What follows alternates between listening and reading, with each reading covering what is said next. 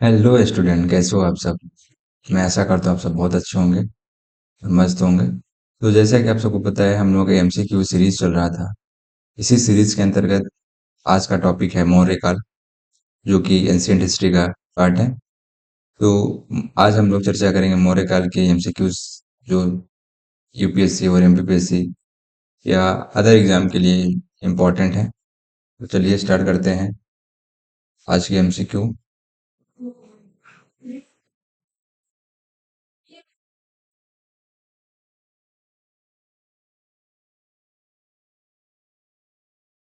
ठीक है, तो देखते हैं आज का पहला क्वेश्चन। सबसे पहले आज थोड़ा सा ओवरव्यू ले लेते हैं मौर्य काल का। ठीक है, तो जो ओवरव्यू लेने की जरूरत है नहीं, वैसे एमसीक्यू के द्वारा ही सॉल्व हो जाएगा। एमसीक्यू करते करते हम लोग पढ़ते जाएंगे। ठीक है, तो ये जो मौर्य वंश है, इसकी स्थापना किसने की? Option number A Bindusara, option number B Ashok, option number C Chandragupta Maurya, या option number D Chandragupta Maurya, sorry Pushyamitra. तो मौर्य वंश की स्थापना किसने की? मौर्य वंश की स्थापना की चंद्रगुप्त मौर्य ने। चंद्रगुप्त मौर्य, इनको तो आप जानते ही होंगे। ये इसके इनके नाम पे तो सीरियल भी आता है, चंद्रगुप्त मौर्य के नाम से। ये जो थे मौर्य वंश के संस्थापक थे। और ये किसकी सहायता से किए थे इन्होंने? चाणक्य की सहायता से। किसकी सहायता से? चाणक्य की सहायता से। ठीक है, ये इनके गुरु थे। चाणक्य के और भी नाम हैं, जैसे विष्णुगुप्त।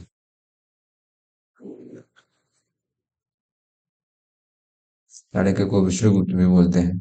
एक और नाम है, मुझे याद नहीं आ रहा अभी। तो दूसरा क्वेश्चन देखते हैं। चंद्रगुप्त मौर्य का प्रमुख सलाहकार कौन था? ये देखिए, चंद्रगुप्त मौर्य का प्रमुख सलाहकार कौन था? Option number A Kautilya, option number B Banabhatta, option number C Patanjali, option number D Manthan. तो चंद्रगुप्त मौर्य का जो प्रमुख सलाहकार था वो था कौटिल्य। ठीक है, तो चाणक्य का जो दूसरा नाम था वो था कौटिल्य। ये इनके चंद्रगुप्त मौर्य के प्रमुख सलाहकार थे। ठीक है, नेक्स्ट क्वेश्चन देखते हैं। चंद्रगुप्त मौर्य ने किस यूनानी राजा को हराकर भारत में से बाहर निकाला है? चंद्रगुप्त मौर्य ने किस यूनानी राजा को हराकर भारत से बाहर निकाला है? Option number A Sikandar, option number B Seleucus Nicator, option number C Antiochus, option number D Philip. तो इसमें से किसको जो है कि चंद्रगुप्त मौर्य ने भारत से बाहर निकाला है? वो कौन है? Seleucus Nicator. सेल्यूकस निकेटर कौन था? ये था किसका? सिकंदर का। सिकंदर का सेनापति था ये। ठीक है, सेल्यूकस निकेटर।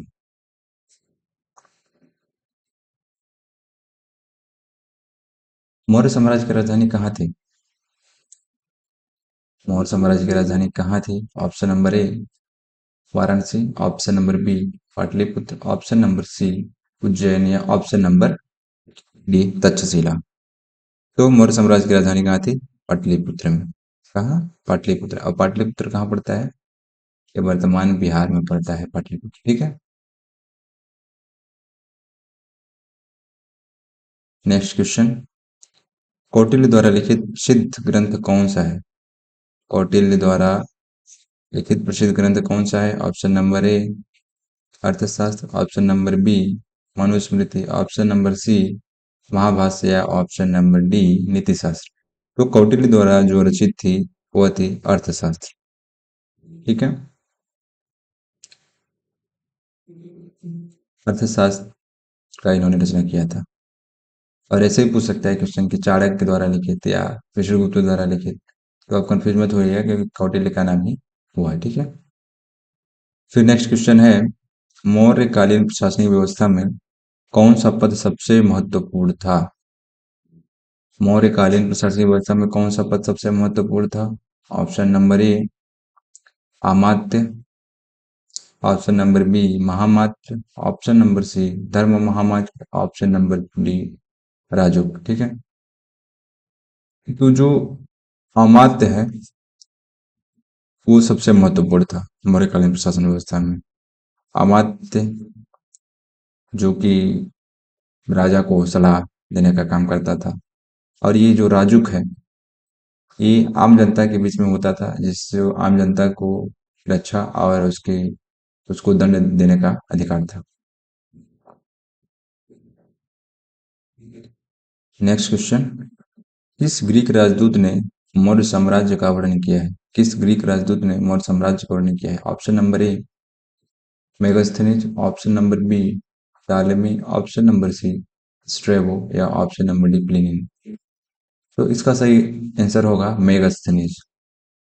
मेगास्थनीज जो है वो चंद्रगुप्त मौर्य के काल में आया था, और ये जो था यूनान का यूनान का था, जो सिकंदर का दूत था एक तरीके से। और जो इसने अपनी चंद्रगुप्त मौर्य के साम्राज्य का वर्णन किया है वो किस पुस्तक में किया है? इंडिका। पुस्तक का क्या नाम है इसके? मेगास्थनीज के इंडिका। ठीक है। मेगास्थनीज ने अपनी पुस्तक इंडिका में किस मौर्य शासक का उल्लेख किया है? देखिए अगला क्वेश्चन पूछ भी दिया। मेगास्थनीज ने अपनी पुस्तक इंडिका में किस मौर्य शासक का उल्लेख किया है? इंडिका में किसका उल्लेख किया है? चंद्रगुप्त मौर्य का। किसका? चंद्रगुप्त मौर्य का। ठीक है। चलिए नेक्स्ट क्वेश्चन देखते हैं।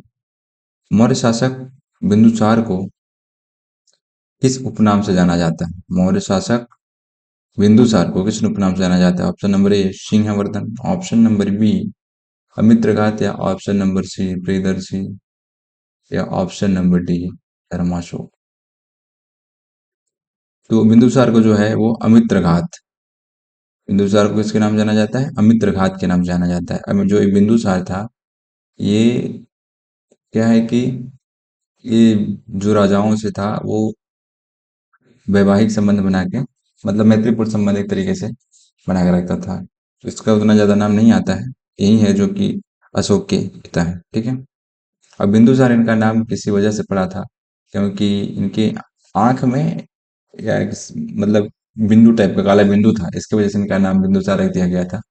ठीक है। क्वेश्चन नंबर नेक्स्ट जो है, वो मौर्य साम्राज्य के दौरान कौन सा कर सबसे महत्वपूर्ण था? यानी कि मौर्य साम्राज्य के दौरान कौन सा कर जो था उस टाइम लगाया जाता था जो सबसे महत्वपूर्ण था? ऑप्शन नंबर ए भूमि कर, या व्यापार कर, या सीमा शुल्क, या सिंचाई कर। इनमें से जो सबसे महत्वपूर्ण था वो था भूमि कर। ठीक है। नेक्स्ट क्वेश्चन, अशोक के शिलालेखों में किस लिपि का सबसे अधिक उपयोग हुआ है? अशोक के शिलालेखों में किस लिपि का सबसे अधिक उपयोग हुआ है? ऑप्शन नंबर ए ब्राह्मी लिपि, ऑप्शन नंबर बी खरोष्ठ लिपि, option number C Aramaic, option number D यूनानी। तो जो अशोक के शिलालेख मिलते हैं उनमें सबसे ज्यादा जो उपयोग हुआ है किसका हुआ है?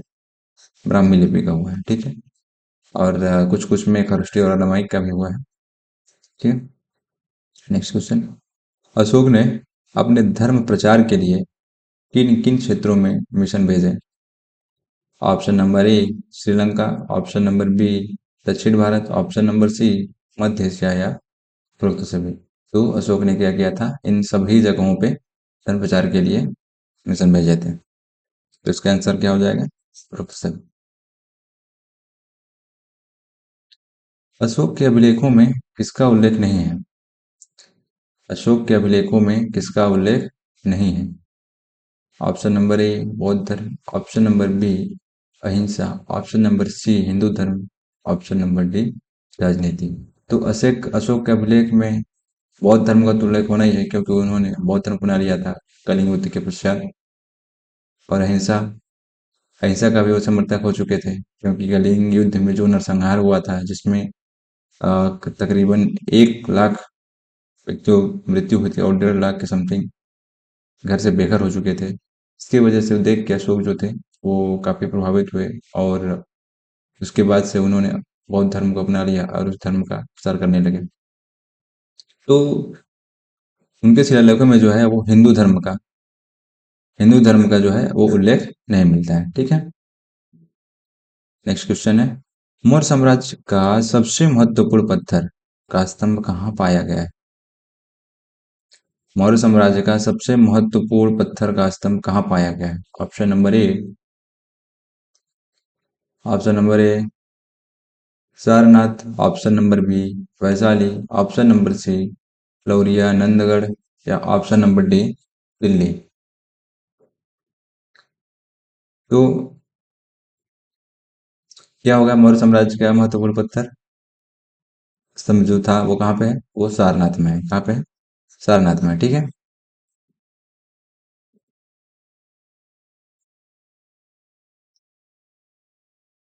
नेक्स्ट क्वेश्चन है, अशोक द्वारा जारी शिलालेख कितने प्रकार के हैं? अशोक द्वारा जारी शिलालेख कितने प्रकार के हैं? ये 5 प्रकार के हैं, ठीक है। अशोक के किस अभिलेख में धम्म नीति का विस्तार से उल्लेख किया गया है? अशोक के किस अभिलेख में धम्म नीति का विस्तार से उल्लेख किया गया है? तो किस नीति में किया गया है? किस अभिलेख में किया गया है? 13वां अभिलेख में। इसमें 13वां अभिलेख में धम्म नीति का विस्तार से उल्लेख किया गया है, ठीक है। कौन सा शासक कौन सा मौर्य शासक जैन धर्म का अनुयायी बन गया था? Option number A Bindusara, option number B Chandragupta Maurya, option number C Ashoka या ऑप्शन नंबर डी दशरथ। तो इनमें से कौन सा शासक जो था वो जैन धर्म का अनुयायी बन गया था? तो कौन था? चंद्रगुप्त मौर्य, ठीक है। क्योंकि उस टाइम पे जो जैन धर्म का अभ्युदय हुआ था, इसके वजह से वे काफी प्रभावित हुए थे। फिर उसके बाद उन्होंने बौद्ध धर्म को अपना लिया था, ठीक है।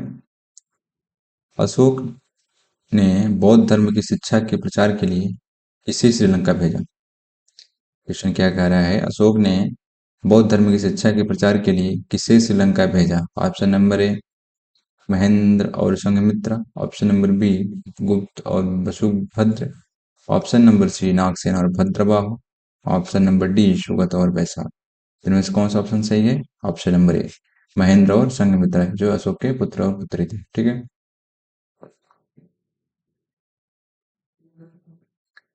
तो नेक्स्ट क्वेश्चन देखते हैं, कौन सा मौर्य शासक सबसे पहले बौद्ध धर्म का अनुयायी बना था?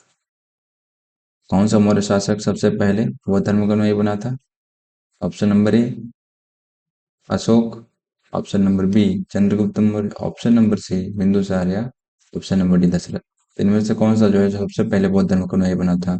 वो है चंद्रगुप्त मौर्य, ठीक है। तो नेक्स्ट क्वेश्चन देखते हैं, क्या है, धम्म महामात्र की नियुक्ति किसने की थी? क्या? धम्म महामात्र की नियुक्ति किसने की थी?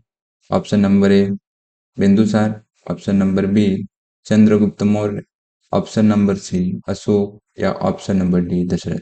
तो इनमें से कौन सा होगा? धम्म महामात्र की नियुक्ति किसने की? एक की थी किसने? अशोक ने। किसने? अशोक ने, ठीक है।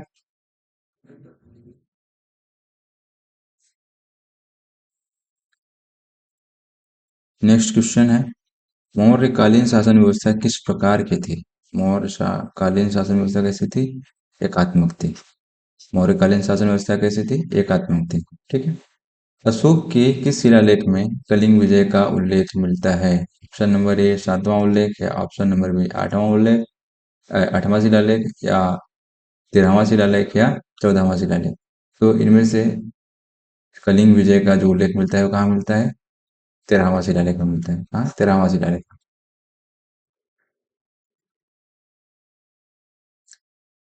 मौर्य काल में प्रमुख व्यापारिक मार्ग कौन सा था?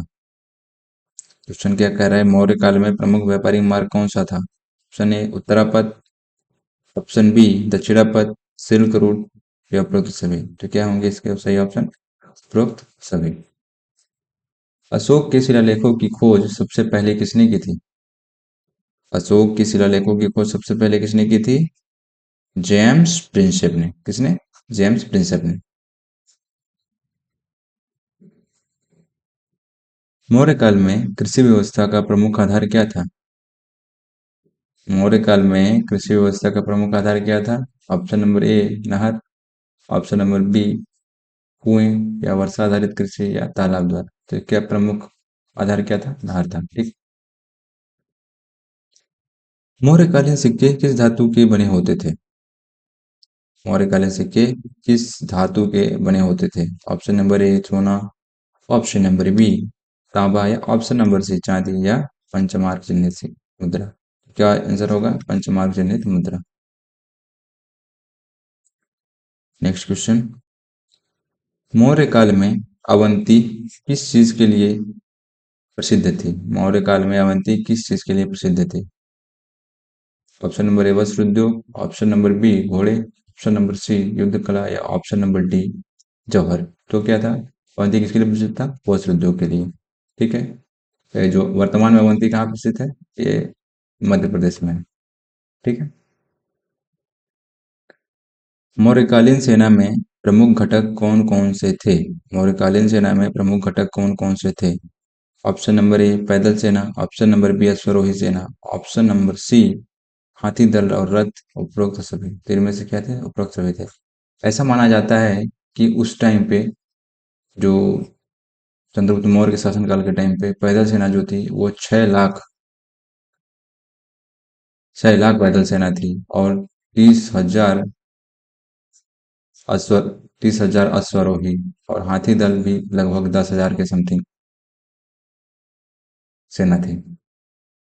ठीक है।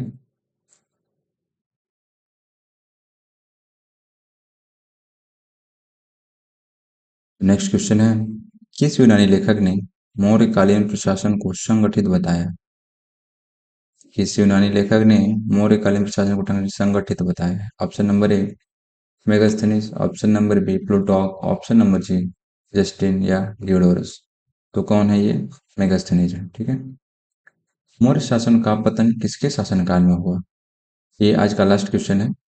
मौर्य शासन का पतन किसके शासनकाल में हुआ? Option number A Ashoka, option number B Dasharatha, या ऑप्शन नंबर सी बृहद्रथ, या option number D Pushyamitra Shunga. इनमें से किसके शासनकाल में हुआ? बृहद्रथ के शासनकाल। ठीक है। अब देख लेते हैं थोड़ी सी समरी मौर्य काल की, जो आपके लिए रिवीजन के लिए बहुत ही उपयोगी है। ठीक है। तो देखते हैं मौर्य काल जो है, मौर्य काल 321 ईसा पूर्व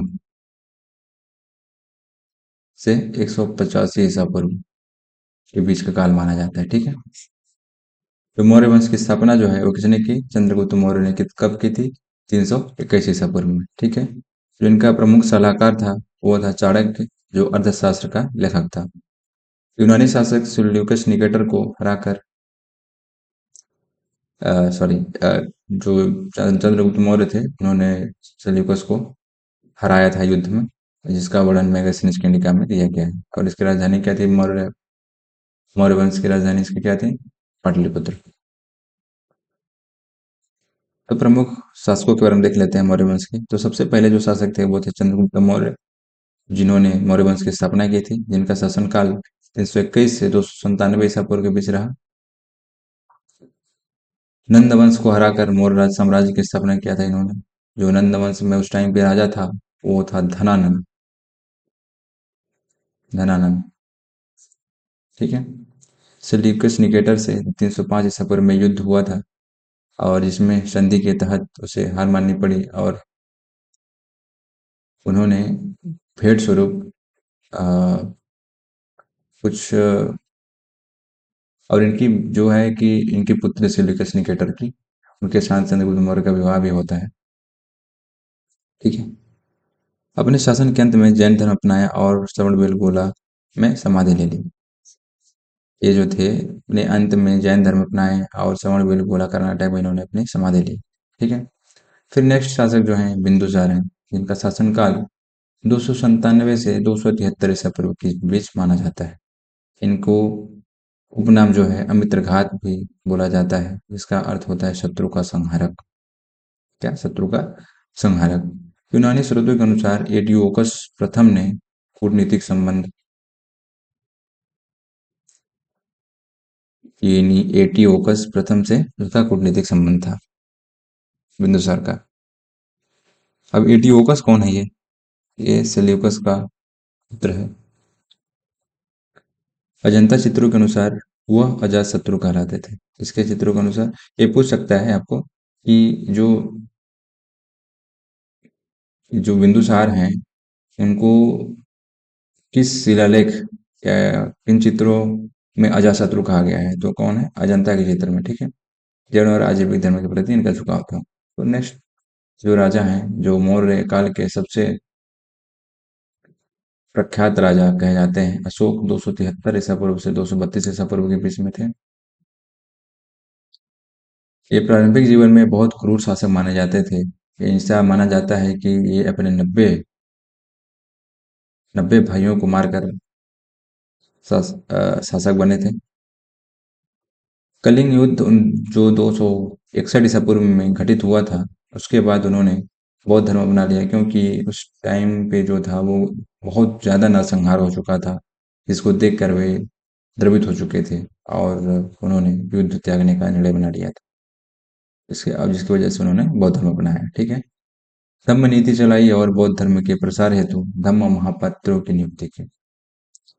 इन्होंने धम्म नीति चलाई और धर्म के प्रसार हेतु धम्म महापात्रों की नियुक्ति की। शिलालेख और स्तंभ लेख जारी किए।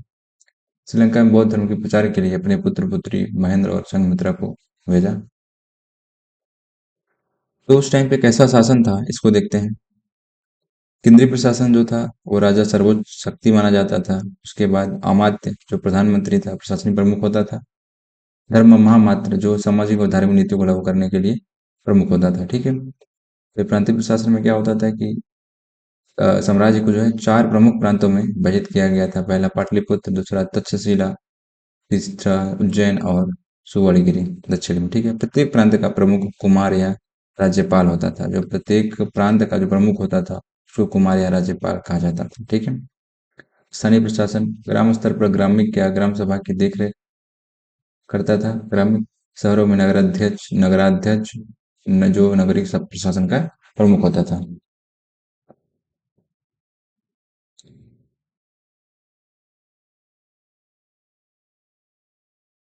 अर्थव्यवस्था देख लेते हैं उस टाइम पे कैसे होता था। जो उस टाइम पे मुख्य कर जो चलता था वो क्या था, भूमि कर था। जो भूमि का 1/6 भाग उसको देना, उपज का देना पड़ता था। जैसे कोई किसान मान लीजिए कितना कमाता है, मान लीजिए वो 100 किलो गेहूं कमाता है, तो उसको कितना देना पड़ेगा, इसमें से 1/6वां भाग उसको इसको दे देना पड़ेगा, राज्य को दे देना पड़ेगा। ठीक है। सिक्का प्रणाली उस टाइम जो सिक्का प्रणाली थी वो पंचमार्ग चिन्हित मुद्रा थी होती थी। ठीक है। और व्यापार उस टाइम पे उत्तरापथ, दक्षिणापथ और समुद्री मार्ग के द्वारा किया जाता था। महत्वपूर्ण नगर उस टाइम के जो थे वो थे पाटलिपुत्र, तक्षशिला, उज्जैन, सुवर्णगिरी। कल्प शिल्प, व्यापार और करों का प्रशासन, अर्थशास्त्र में उल्लेखित है। समाज और धर्म, वर्ण व्यवस्था प्रभावी थी। जैन, बौद्ध और आजीविक संप्रदायों का उत्थान। अशोक ने बौद्ध धर्म को संरक्षण दिया और कई विहार बनवाए। कला और वास्तुकला देख लेते हैं। जो स्तूप स्तूप उन्होंने सारनाथ, सांची और धौली में स्तूपों का निर्माण करवाया। शिलालेख में देखते हैं तो ब्राह्मी और खरुष्ट लिपियों में इन्होंने शिलालेख और स्तंभों में लिखे। मुख्य स्थापत्य कला जो था वो अशोक स्तंभ यानी सारनाथ का सिंह स्तंभ जो भारत का राष्ट्रीय प्रतीक है, ये है। तो देखते हैं मौर्य साम्राज्य का पतन कैसे होता है। मौर्य साम्राज्य का जो पतन है वो अशोक के बाद कमजोर शासक आए, राज्यपालों ने आपस में विद्रोह कर होने लगा। और जो मौर्य का मौर्य वंश का अंतिम शासक था वो था बृहद्रथ। बृहद्रथ को पुष्यमित्र शुंग ने मार दिया 185 ईसा पूर्व में और शुंग वंश की स्थापना की। ठीक है। ओवरऑल इसका निष्कर्ष ये निकलता है कि मौर्य साम्राज्य भारत का पहला विशाल और संगठित साम्राज्य था, जो मजबूत प्रशासन, विशाल सेना और कुशल आर्थिक नीतियों के लिए जाना जाता है। अशोक का धम्म और बौद्ध धर्म का प्रसार इसी काल की प्रमुख विशेषता थी। ठीक है। तो आज का क्लास इतना ही। तो कैसा लगा आपको ये क्लास, कमेंट करके जरूर बताइएगा। और यदि अच्छा लगता है तो अपने दोस्तों को शेयर करिएगा, साथ में लाइक और सब्सक्राइब करिएगा। धन्यवाद।